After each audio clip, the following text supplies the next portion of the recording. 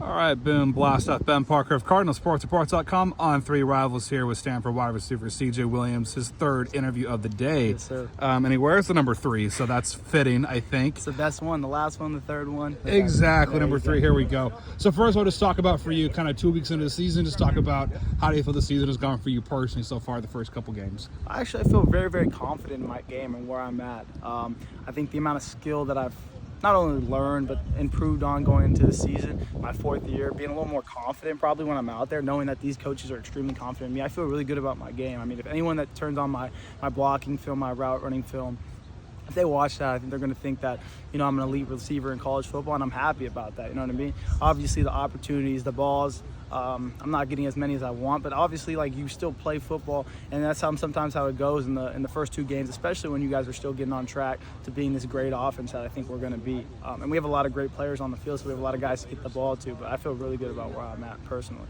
Yeah, and to talk about just kind of as an offense, talk about what needs to improve to get you guys more in sync with Gil Branson at quarterback. Just how can you guys improve that synergy there? It's a great question. I mean, I think it more so starts on the practice field, right?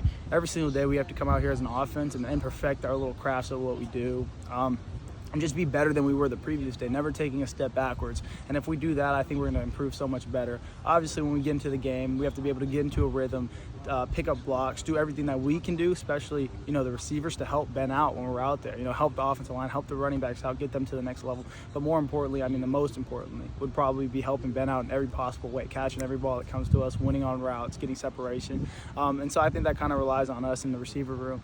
And then kind of just us being an igniter on the field. Once we make a play, I think everything's going to start going a lot better for us as a unit. So maybe even starting there.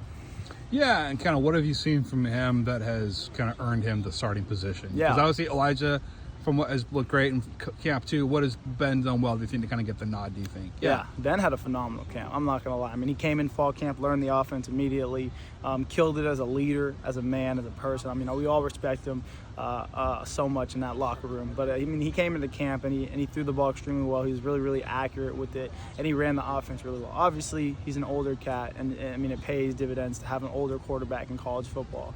So we love having that.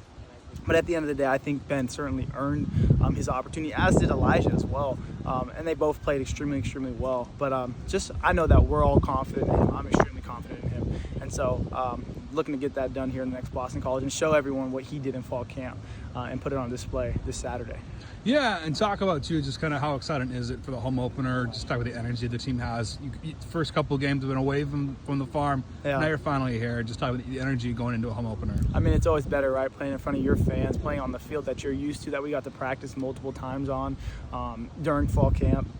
And then we did some traveling there in these early 2 games. We went changed time zones to Hawaii. I think we changed time zones for BYU as well. And so that's hard. Anytime you have to travel that much, which I really didn't have to do in the Midwest. We stayed on the same time zone, but it's a change. So being able to stay on our time zone, I know we're all going to have our families here, and that's always, people love playing for their families. I'll have 15, 16 people here, and that means a lot. I think that those are the little things that kind of go a long way. And so being able to play in front of our fans, in front of people that love us and support us, I think it's going to go a long way for sure.